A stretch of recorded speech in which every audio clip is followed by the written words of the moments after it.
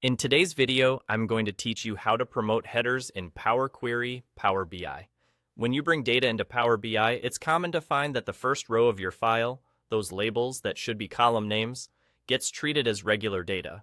That makes your columns look like column 1, column 2, and so on, and it can make transforming and analyzing your data confusing.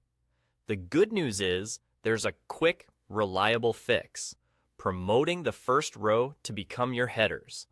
Start by opening the Power Query editor. From the Home tab in Power BI, click Transform Data. This takes you into the place where you can shape, clean, and prepare your data before it ever reaches your report. On the left side, you'll see a list of queries. Select the table you want to fix. If you have multiple tables, make sure you're clicking the one whose columns are missing proper headers. As soon as you select it, the main preview will show you the data exactly as Power Query sees it. Now, on the Home tab within Power Query, choose Use First Row as headers. Instantly, Power Query takes the values from the first row and applies them as your column names. You'll see the column labels update right away, and your original first row disappears from the data preview because it's now serving as the header row. If you ever need to reverse that, you can do the opposite. Convert the current column headers into the first row of data.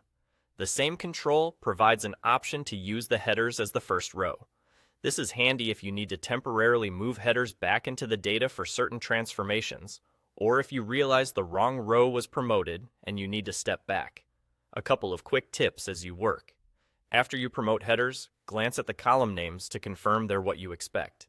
If any header cells were blank in that first row, Power Query will assign a generic name, which you can refine later.